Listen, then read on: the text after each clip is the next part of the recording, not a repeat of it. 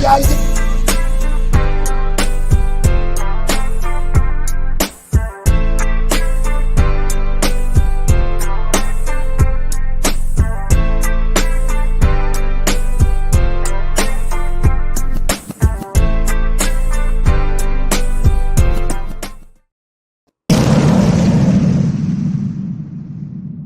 Oh shit. What it do? What it do? What it do? Hey man, listen, man. Y'all know what it is, man. It's your favorite host, man. Bounty Hunter BJ, man. CEO Nino Cappuccino, the Breezan, man. Hey, look, man. I done went on down there to the hood, man. Went down there to the mighty WATTS, man. And I done snatched up one of my young ones, man. Another one of my young ones, man. From the other side, man. From PJ Weezots, man. I got young Bobby Yaya in the house with me today, y'all. Hey, man, we bridging that gap, man, as I always do, man. You know what I mean? I keep it gully, man, over here, man. Me and Uncle Spliff D, man, riding shotgun with me, man, as always, man, with the shotgun barrel, man, cocked and loaded, man. With no further ado, man, I want to introduce my homie to you. Matter of fact, I'm going to let him introduce his damn self, man. I got a special guest in the building right now. Unfortunately, I couldn't get him on the red couch this morning. But in due time, he'll definitely be in here physically in the penthouse, sitting on the red couch with his big homie, OG, big homie, man, Mr. Nino Cappuccino, a.k.a. Bounty Hunter BJ, the Breezan, man. What it do, Mr. Yaya? Yo, what's the deal, man? Shout out to you. Shout out to Brother Split, man. You know, shout out to all the brothers that's in this field that's doing the right thing, taking care of their families and aspiring to be better, man. You feel what I'm saying? I just want to lead in with this right here. Black on black crime, black on black violence. It's not the thing. You feel what I'm saying? That shit is not popping. It's not cool, and it's only hurting our community and our children. You feel what I'm saying?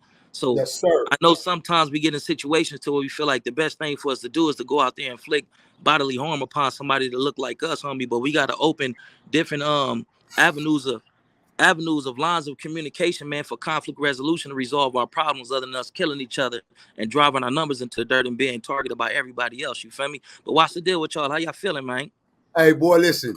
This is why I fucks with this cat right here, man. He a youngin'. Not a youngin' like in his 20s, but he a youngin' come from that era. Because he's so intelligent, bro. And he come from the rooty of it. I'm talking about gully, nigga, real gully with it. Once upon a time, really, really repping that blue rag and putting this shit in, man. But the youngster, man, is intelligent and he's smart, bro, and he wise, and he got a real true heart. You feel me? It's like my homie, shout out to my homie, Dwayne Holmes, a.k.a. Double OG, Big Snipe, man. Big Snipe about the PJ, man. Guy. Yes, indeed. Yes, sir. So, yeah, man. Hey, yeah, man. Listen, man. It's a pleasure to have you on, man. Hey, Big What's going on, Cap? Houdini, I got my young rider on with us, man, and he was speaking, He was speaking in terms to you, so I just want you to give some feedback, Yeah. I heard about how you say your name, homie. I'm Bobby Yeye. I'm Yeye from PJ Wise, big homie. Yeah, Bobby Yeye, man. I was watching a previous interview that you did probably about 2 years ago, man.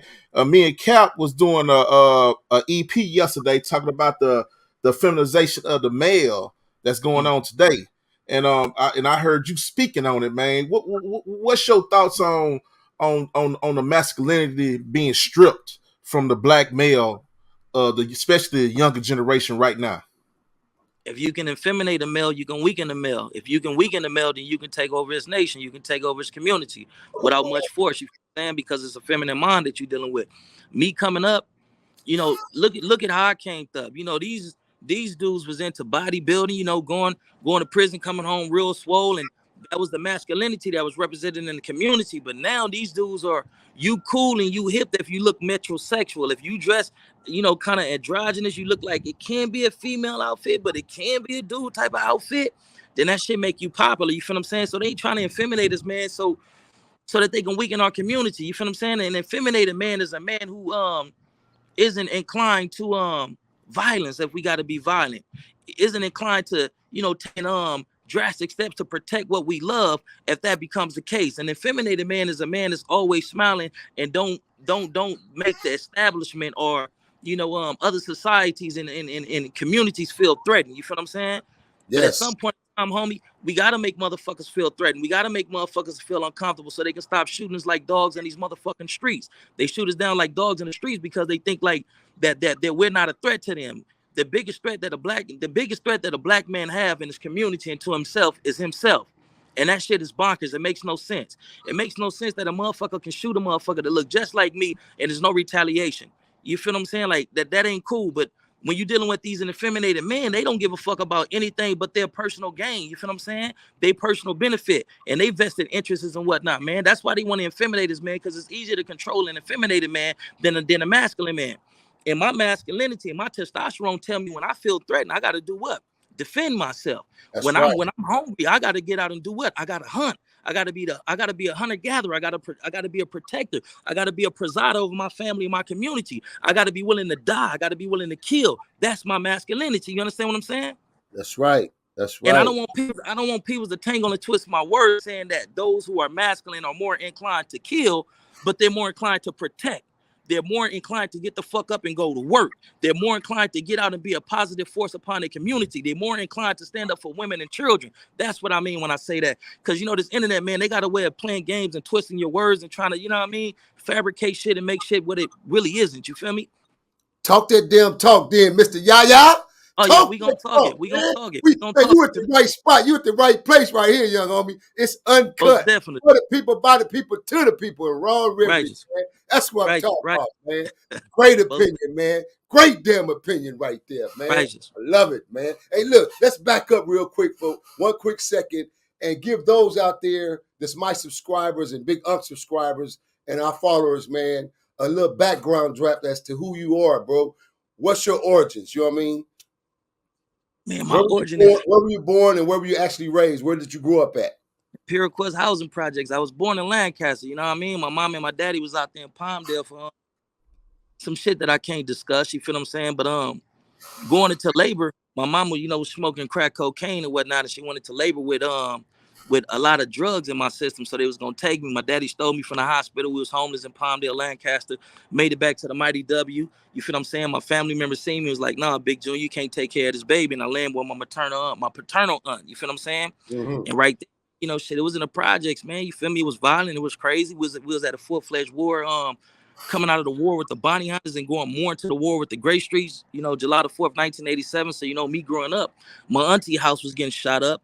My grandmama house was getting shot up by the Gray Streets, you feel what I'm saying? So it's what I was saying, that I developed a certain hatred for these dudes that as a kid, you feel what I'm saying? Seeing your grandmama crying, when she by herself and hearing the stories about how they inflicted pain upon your loved ones, man, that shit more inclined to really the set and take some type of retaliatory actions against those who killed my uncle. I grew up fighting in the projects, they say steel sharpen steel is man sharpen man. And coming up in the projects, that's what we do. We test those hands. You feel what I'm saying? So that's my life. Mother was a crack addict. My father was a heroin addict who was a full-fledged gangbanger, you know what I mean?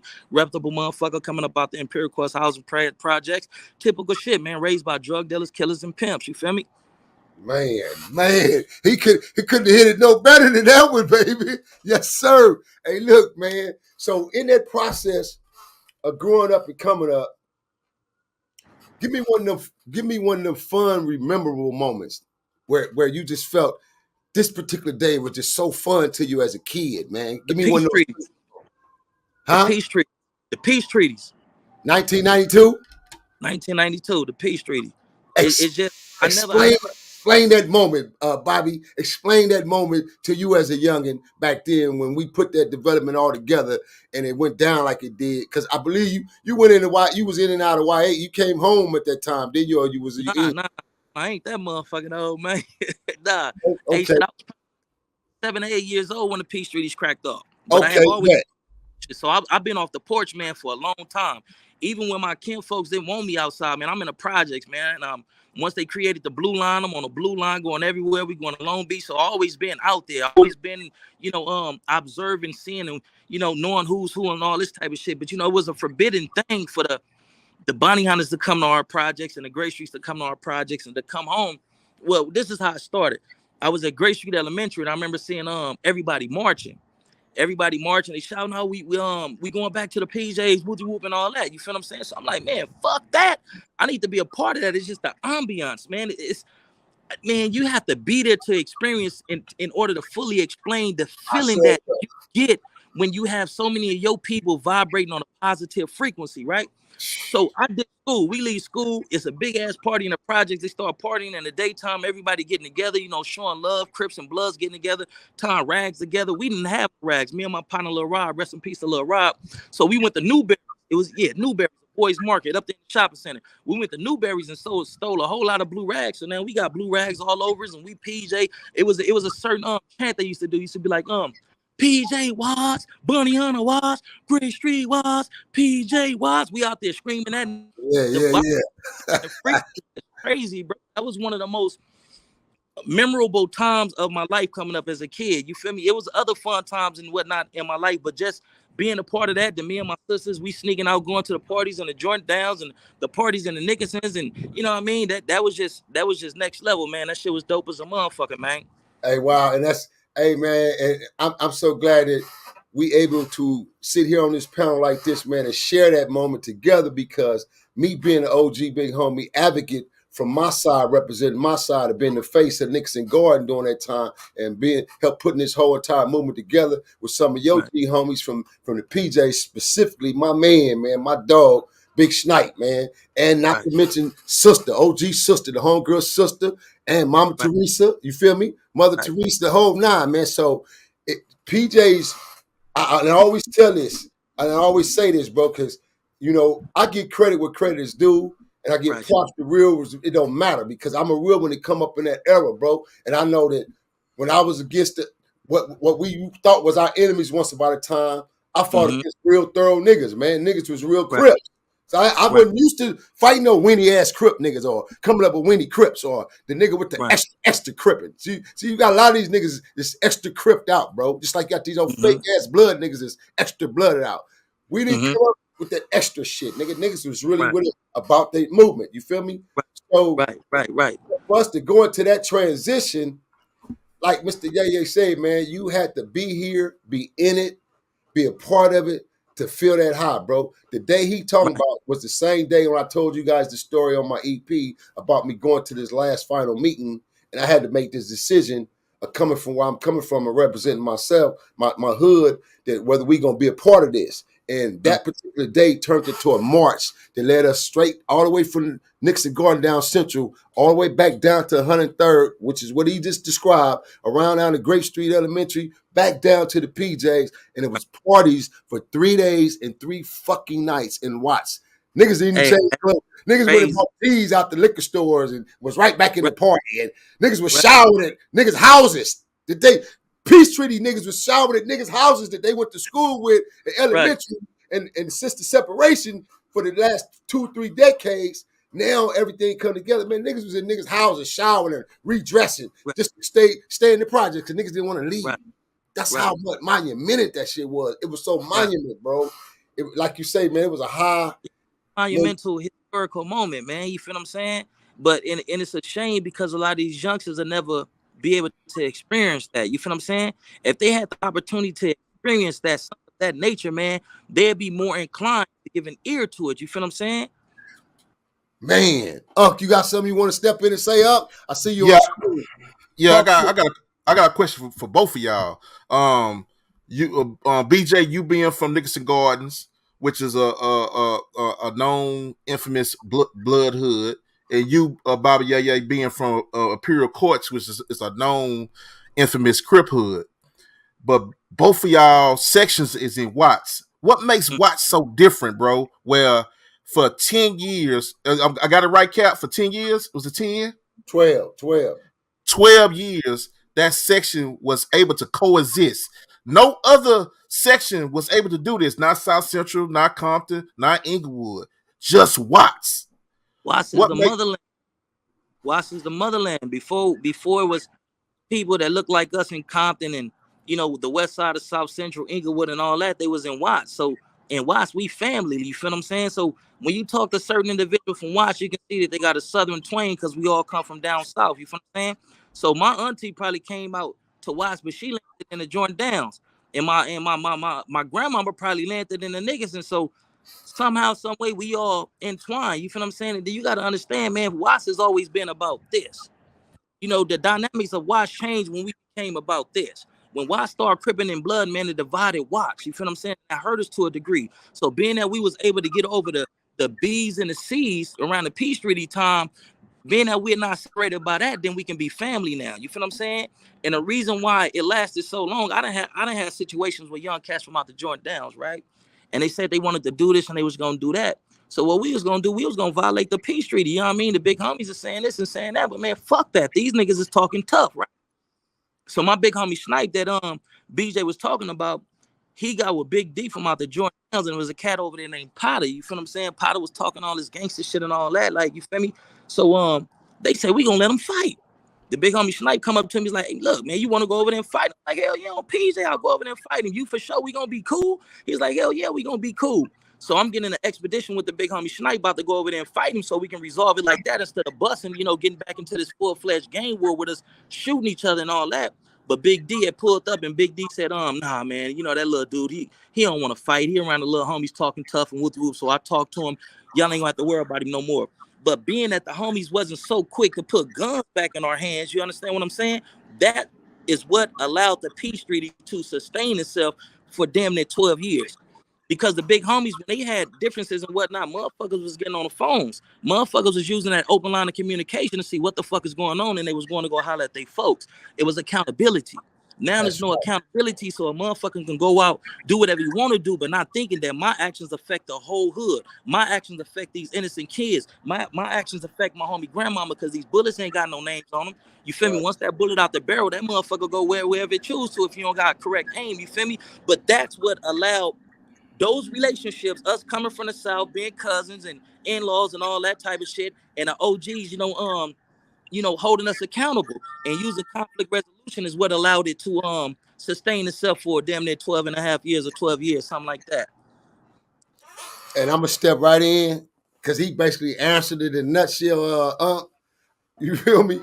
The boy, he tongue twisted with that integrity, man. So, I just sit back and let him do his thing, man. But like he said, what allow us to go that long, like I explained in my stories in the very beginning, was the thorough leadership from cats like myself, his big homie Snipe, the homegirl sister, OGs up out of the PJs, you know what I mean, who was really, their heart was really, up out of Jordan Downs, their hearts was really into it. Circle City, 10-8, High Santa Village, everybody who stepped up, the homie Big John was representing High Santa at that time, so everybody who stepped up to the plate and represented us for us OGs in our era, the first and second generation, which is where it came from.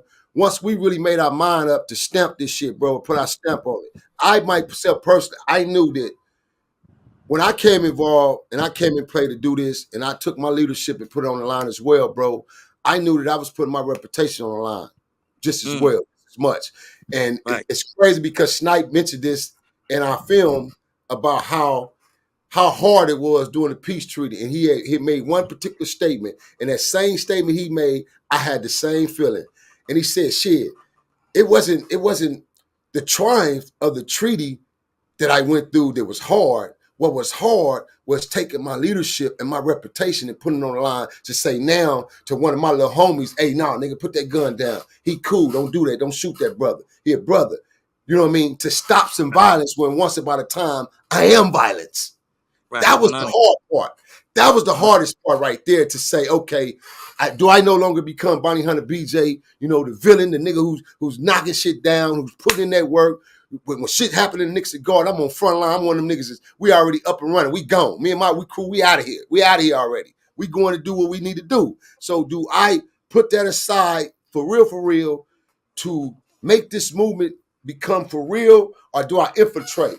Some cats infiltrated, and he just explained it. That's why he broke it down like he just broke it down. Some niggas infiltrated. They act like they was with it, but then they cut. They talking shit. They trying to stir things up. But it was us that kept the shit at bay because we had set rules involved. And that number one ruling, like I explained to you guys before, was when we put the declaration together and we signed off. And everybody who signed them signatures on there, who was representatives from each project, we signed off on that peace treaty declaration. That paperwork submitted and gave us clear clarification that, okay, this shit is really, really real and it's violent. So everybody had to be held accountable from each project who were representatives to stand on those rules, bro, and make sure your young homies and the other little homies don't get out of line, man. Because like you said, if you did something, it affected the whole projects. It don't just, what you just did, what you two just dumb niggas just went and done outside of the rules, now it's going to affect everybody. It's going to affect the PJ. If, prime example, Watts stopped gangbanging for 12 years. 12 consecutive straight years that we didn't get our credit from the newspapers. They didn't publicize our shit. That's why I myself, my big homie Cartoon, rest in peace, and other individuals who were involved in that movement, we went on certain TV shows and I did these exclusive interviews back then with CNN, Montel Williams, and certain shows like this to try to get our stuff around for the world to be able to hear what we done. And what the brothers from the Jordan Downs had did as far as the two brothers, the Sherrill brothers, coming together with the actual concept. And then the PJs and the Grassroots, like I told you, our war wasn't primarily a war anymore. Because it was like we the middleman sector now. It's like we had to go out and primarily create some problems or start some shit, basically, because they was concentrating on one another heavily at once upon a time. So we was like basically, we just step back where we didn't have no problems unless we run into one another at the stores or in traffic or stuff like that. Of course, then niggas gonna retreat back. But they was really, really in the uproar.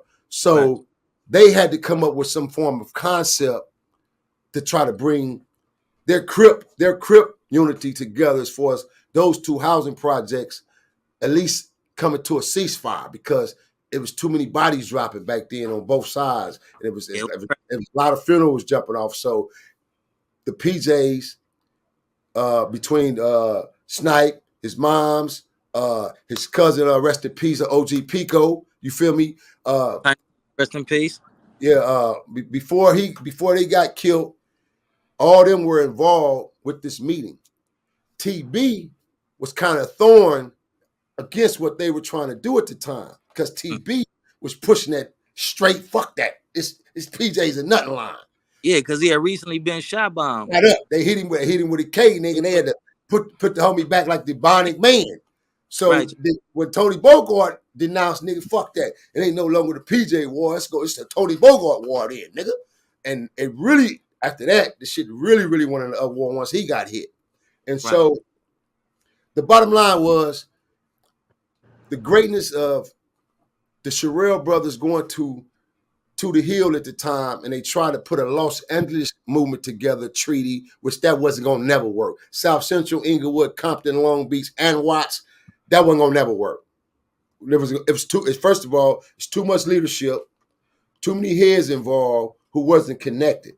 See, one thing about our community, we had OGs and heads that were still connected with other old heads from each housing project, because we all grew up together and we banged against one another. So a lot of us who started growing up to a level where, you know, we were matured enough where we could speak and talk to one another, and, you know, without the violence, we still had an alliance. So it was easier for us. But all the other sectors didn't have them alliances like that. Some did, don't get me wrong, but they just didn't have that alliance that Watts had. And then for us, bro, for 40 years, damn near, man, we was just tired, bro.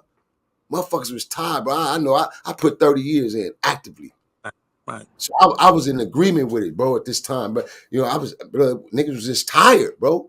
A lot of cats was tired, bro. And then they had kids. And they want their kids to be able to grow up without getting shot, without getting hit by drive-bys and things. So a lot of us, we just poured our heart into this shit, man, for real, man. And it worked up until 2004. The youngins got into it, my little homies, and some great streets. They got into it to Skate Land, man, at Skate Depot down there at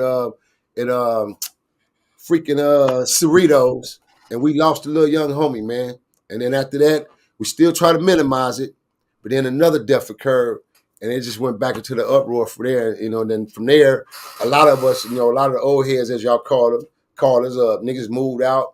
Niggas started really taking care of their families and concentrating solely on their priorities, their families, things of that nature. And then a lot of the fake leadership, which what pissed me off, what pulled me away from my leadership as far as being an activist with it, was watching these, because I find myself now, I'm arguing and checking niggas with organizations who's taking the money and not bringing it back to Watts.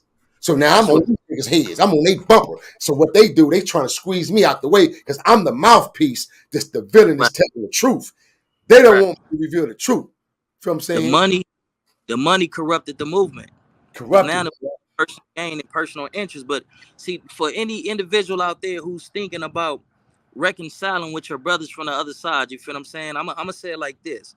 It wasn't peaches and cream. That shit wasn't easy. You feel what I'm saying? In like 1995, one of my homies that got shot. He ain't died none. You feel me? But he got shot by some gray streets acting on their own. You feel what I'm saying? So Mm-hmm. for probably about like 10 days, it was up at the gray streets. But cooler heads prevailed. Motherfuckers came to the table and got that shit right. It was constant conflict resolution. You feel what I'm saying? That's So if right. something happened, motherfuckers tried to get on it immediately. But being that Mm-hmm. our homie had got shot, we wasn't not we, because I was younger then.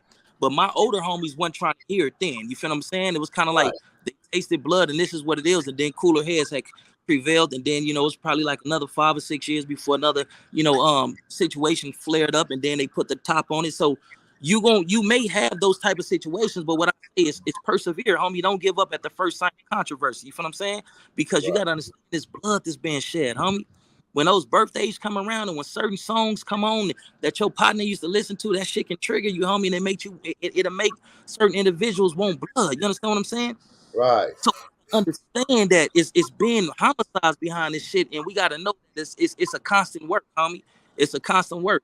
That was the purpose. That was the purpose, Yaya, of us turning around, and we went back in and we had a couple of meetings, and we decided, and then I alone myself, Dawu, and a couple of others. That's when we came up with the grassroots idea to say, you know Mm-hmm. what? Okay, we can't just keep having a lot of parties, parties. That's cool, that's fun and everything, but parties bring drinking. Drinking and Right, smoking weed and niggas tooting. It's a get high, right? right. Motherfuckers that get high is uncontrollable. Mental state changes. That's right. So now that's the problem, and we dealt with a lot of those situations at the skate parties, at the parties in our gym, parties at y'all gym, parties at Jordan Down gym. When niggas get high and drunk, now they want to argue. Nigga, cuz what's happening? Cuz blood. Hold Right, on, nigga. We in a treaty, so we deal with that. righteous. So what we did was we came up with the idea, the grassroots. Grassroots brought us the basketball league, the football league, the All league, baseball league. The all that. basketball league used to stomp the hell out of LAPD, stomp the shit out their ass on the court.